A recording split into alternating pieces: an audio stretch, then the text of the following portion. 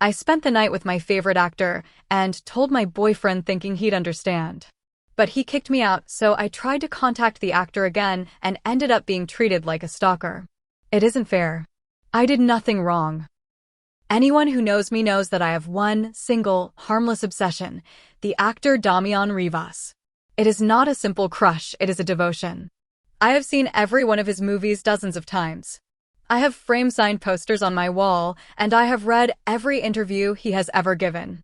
He is more than an actor to me. He is an inspiration, an ideal. My boyfriend, Tomas, always knew this. We have been together for 4 years, and my love for Damian has been a recurring joke, an adorable quirk of my personality. Tomas would laugh when I sighed watching his movies, and even gave me an action figure of his most famous character for my birthday. It was never a problem. It was my platonic hall pass, a fantasy love that had no connection to our reality. Tomas is a wonderful man. He is my best friend, my partner, my rock. Our relationship is solid, built on trust and mutual respect. He is an engineer, an incredibly logical and down-to-earth person. He loves me for who I'm, with all my eccentricities, including my personal Damian Rivas fan club. I always felt incredibly lucky to have such a self-assured man who did not feel threatened by my admiration for an unattainable movie star. Our agreement, though unwritten, was always clear. The world of fantasy and the real world were two separate things. Damian Rivas was a character, a concept. Tomas was my real life, the man I planned to marry and have children with. Never in a million years did I think those two worlds could collide. For me, loving Damian Rivas was like loving a character from a book. He was not a real threat because he was not a real person in my life. He was an idea. Last week I found out that Damian was going to be in my city for the premiere of his new movie. My friends and I, obviously, bought tickets for the red carpet. It was a once-in-a-lifetime opportunity. Tomas, as always, was totally supportive. He joked that I should try not to faint if I saw him up close and wished me a good time. His trust was one of the things I loved most about him. There was no jealousy, no insecurity, just pure and genuine support for my happiness. At the end of the day, my fanaticism was a part of me that he loved, and supporting it was the only logical decision for a healthy couple. The night of the premiere was magical, surreal. My friends and I arrived early. We got in the front row against the barricades, and then he appeared, Damian Rivas in the flesh. He was even more handsome in person. He walked the red carpet greeting fans. When he reached our section, our eyes met. I know, it sounds cliché, but it is the truth. He smiled at me. And I, in a burst of courage, shouted something witty about one of his lesser-known films. He stopped, laughed, and approached me. We talked for 30 seconds that felt like an eternity. He told me I had good taste and that he loved my energy. Before his security team took him away, he winked at me. I was on cloud 9. My friends could not believe it. The night was already perfect, but it was not over. After the movie, we went to a fancy bar near the theater to celebrate. And an hour later, he walked in, Damian, with a couple of people from his team. He came straight to our table. He said he could not stop thinking about the fun girl from the red carpet and that he wanted to buy us a drink in his VIP area. It was a dream come true. We spent the next few hours talking and laughing. He was everything I had imagined and more, intelligent, funny, humble. There was an incredible chemistry between us. My friends, realizing the situation, said their goodbyes one by one, leaving us alone. Damian invited me to the private after-party in his hotel suite. My heart was pounding. It was a unique opportunity, a story I would tell my grandchildren. I sent a quick message to Tomas, incredible night. I'm sleeping over at Sarah's. Love you. It was a necessary little white lie to avoid complicated explanations in the middle of the night. What happened in that hotel suite was unreal. I will not go into details, but it was a night of connection, of deep conversation, and, yes, of intimacy. But it was not something sordid or empty. It was as if two soulmates had found each other. It did not feel like infidelity, because it was not. This was not the real world. This was a parenthesis, an exception to the rule of life. It was like meeting a character from your favorite book and having them step out of the pages for one night. It had nothing to do with Tomas or our relationship. It was a separate experience, a fantasy come true. The next morning, I woke up in the hotel suite feeling like the star of a romantic comedy. Damian had already left. He had an early flight, but he had left me a note written on hotel stationery saying the night had been unforgettable and that he hoped our paths would cross again. I treasured that note. I felt euphoric, radiant. I had lived the ultimate fan fantasy, and it had been even better than I had ever imagined. I went home floating. I did not feel a shred of guilt. Why should I? What had happened with Damian had no relation to my real life. It had not jeopardized my relationship with Tomas, because Damian is not a real threat.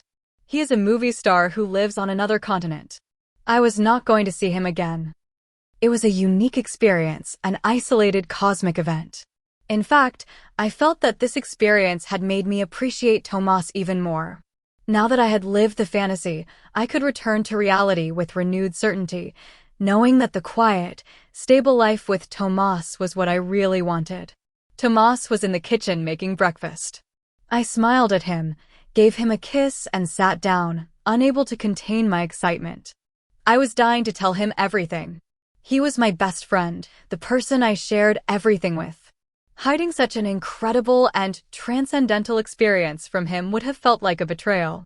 Honesty and transparency were the pillars of our relationship, and I was not going to start building walls between us.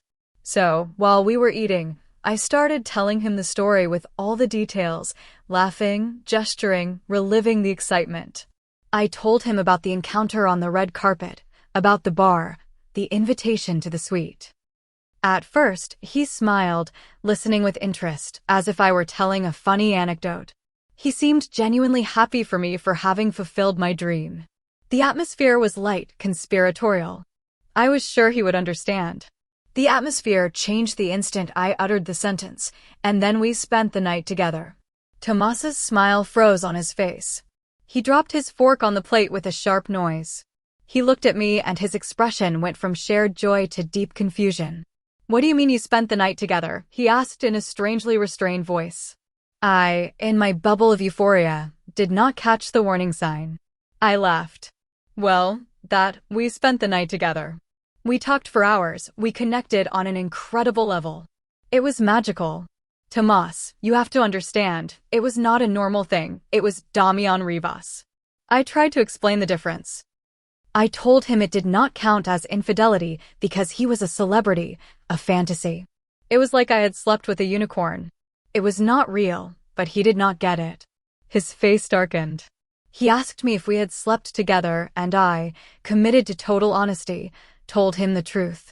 I told him yes, but that he had to separate that from our reality. I explained my hall pass theory, that this was precisely that, the one exception that proved the rule of our fidelity. I told him that, in fact, this event would make us stronger because there were no more fantasies left to explore. Then he stood up from the table. He did not shout, he did not cry, he simply looked at me with an expression of absolute disbelief and a wound so deep it scared me. He told me with a terrifying calm, "Pack your things and get out of my house." I was in shock. I thought it was a bad joke. I started laughing nervously. "Come on, Tomas, don't be so dramatic. You can't be serious." And he looked at me and said, "I have never been more serious in my life. You have 1 hour." And he locked himself in his study. I'm at my sister's apartment, surrounded by a couple of suitcases I packed in a daze. I still cannot believe it. Tomas's reaction is so illogical, so disproportionate, that I'm struggling to process it. Kicking me out of the house, ending a 4-year relationship over this, is insane. He is acting as if I had an affair with our neighbor, not as if I had a once-in-a-lifetime experience with a global icon. I did nothing wrong. That is the fundamental fact that he refuses to understand. There was no emotional cheating because my heart belongs to Tomas. There was no betrayal because my encounter with Damian took place on a completely different plane of existence, the fantasy plane. It was a one-time event with no past and no future. I was going to come back home, to my life with Tomas, and everything would continue as usual, only I would have an incredible story to tell. His inability to see this simple distinction proves only one thing, a deep and crushing insecurity that I never knew he had. I thought he was a self-confident man, but it is clear I was wrong. He feels threatened by a fantasy. His ego cannot handle the idea that I have been with such a famous and admired man. He is comparing himself to Damian Rivas and, instead of understanding that it is an absurd comparison, he has decided to punish me for his own complexes. This is not fair. I was honest with him. I shared with him one of the most incredible experiences of my life, hoping that my best friend would be happy for me. And instead, he has judged and condemned me. He has not given me a chance to explain myself. He has not tried to understand my point of view. He has simply reacted with a possessive and chauvinistic tantrum. He is the one who has broken our relationship with his lack of trust and his closed-mindedness, not me. At the end of the day, my only crime was being honest, and he has sentenced me for it. Popular Reddit comments. Anonymous User 1. This has to be the most delusional and empathy-lacking post I have read in a long time. I did nothing wrong. You slept with another man. That, in 99.9% of monogamous relationships, is called infidelity. The fact that the man is famous does not make him a unicorn. It makes him a famous man with whom you cheated on your boyfriend. Your honesty was not a virtue. It was a cruel confession that you expected him to applaud. His reaction was not disproportionate. It was the only normal reaction possible. Response from the OP. You all are trapped in archaic definitions. Infidelity implies intent to deceive and to hurt, and I had neither. My intention was to live a unique experience and then share it with my partner. Context is everything, and the context here is that Damian Rivas is not a real man in the sense that he is not part of my life. He is a concept. If you cannot understand that difference, it is your closed-mindedness problem, not mine. Anonymous User 2. His inability to see this simple distinction only demonstrates a deep insecurity. No, sweetie. His inability to see that distinction demonstrates that he is a normal human being with normal feelings. You are the one living in a fantasy world with rules that only apply to you. You told your boyfriend with a smile on your face that you had been unfaithful and you expected him to pat you on the back. And now that he is not, you call him insecure. It is a textbook case of gaslighting. Response from the OP. It is not gaslighting, it is an analysis. And my analysis is that his reaction is based on ego, not pain. He is not hurt that I was with another man. He is hurt that that man is Damian Rivas. If it had been some random guy, maybe he would have reacted differently. It is the comparison that is killing him. And that, by definition, is insecurity. Anonymous User 3. The most incredible thing is that you really believed he would be happy for you. It is such a profound disconnect from reality and empathy that it is almost worrying. In what universe is a man happy that his girlfriend, the woman with whom he plans a future, sleeps with another man, whoever he may be? Your honesty was not an act of love. It was an act of monumental selfishness. You wanted your boyfriend's validation for your conquest. He, with every right in the world, refused to give it to you. Response from the OP. In a universe where couples are also best friends and support each other's dreams, even the craziest ones, I expected my best friend to be happy that I had fulfilled the fantasy of a lifetime. I expected the boyfriend to understand that the fantasy did not affect reality. If he cannot be both things, friend and boyfriend, then maybe he was not the right person for me. In the end, the problem was not my action, but his inability to understand it. Update 1. A month has passed, a month of a deathly silence from Tomas and of a growing frustration on my part. I have tried everything. I have sent him very long messages, explaining over and over my logic, the difference between reality and fantasy. I have tried to appeal to our 4 years together, to everything we have built, but there is no response. He has blocked me everywhere. His family, who used to adore me, now treats me like a leper. But I'm not one to give up. If Tomas is too immature to understand the situation, maybe he needs an outside perspective. I need to show him that my experience was not a sordid betrayal, but an almost mythical event that anyone in my position would have accepted. And then I came up with a plan. It is bold, but if it works, it could change everything.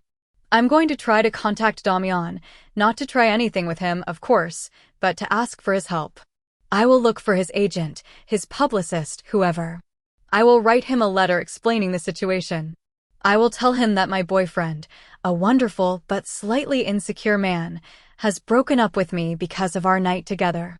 I will ask him for a small favor, a short video, an audio message, something. A message from Damian Rivas to Tomas. Imagine this. Tomas receives a video from Damian saying something like, "Hello, Tomas, this is Damian Rivas. I heard that you and Valeria are going through a tough time because of me. I just wanted to tell you that you are a lucky man. What happened between Valeria and me was a one-night crazy thing, a fantasy. But her heart belongs to you. Don't let a Hollywood star get in the way of real love." How could Tomas still be angry after that? It would give him perspective. It would make him feel special, the real love chosen over the Hollywood fantasy. It would validate him and at the same time minimize what happened. It is a perfect solution. Popular Reddit comments on the update. One anonymous user 4. Just when I thought your level of delusion could not get any higher, you go and propose this.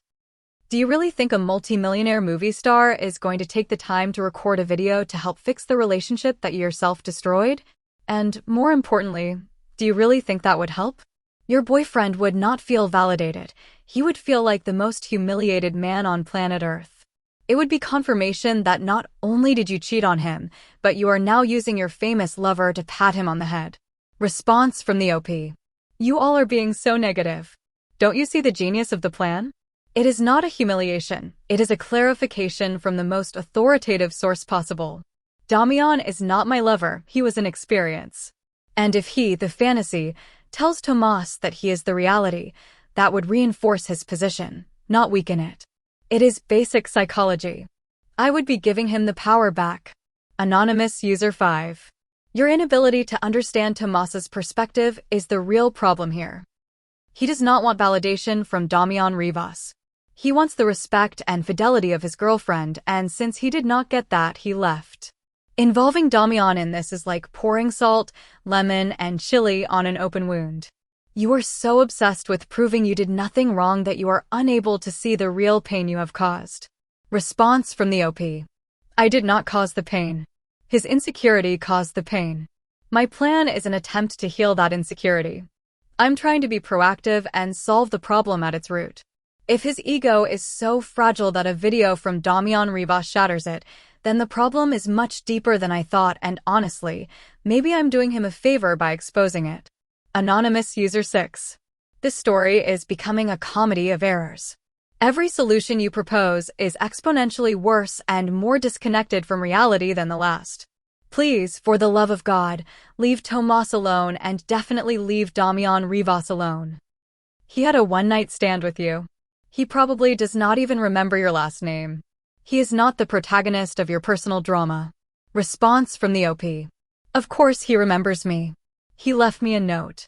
We had a connection. And it is not a comedy of errors. It is the story of a woman fighting for her relationship against the twisted logic of a hurt man. And I will use all the tools at my disposal to win that fight, including, if necessary, Damian Rivas himself. Final update. It is over. Everything has gone to hell in a way that not even I, in my worst nightmare, could have imagined. My plan, my brilliant plan, not only failed, but it exploded, taking with it the last shred of hope I had left. I managed to contact Damian's publicist. I sent him a very emotional email explaining the situation. To my surprise, I received a response. It was not from Damian, of course. It was from a lawyer, a very expensive lawyer, judging by the letterhead. The letter was a cease and desist order. It accused me of harassment and of trying to exploit a private encounter for personal gain. It said that if I tried to contact Mr. Rivas or anyone on his team again, they would take legal action against me for defamation and harassment. And they attached a copy of the order that they had also sent to Tomas.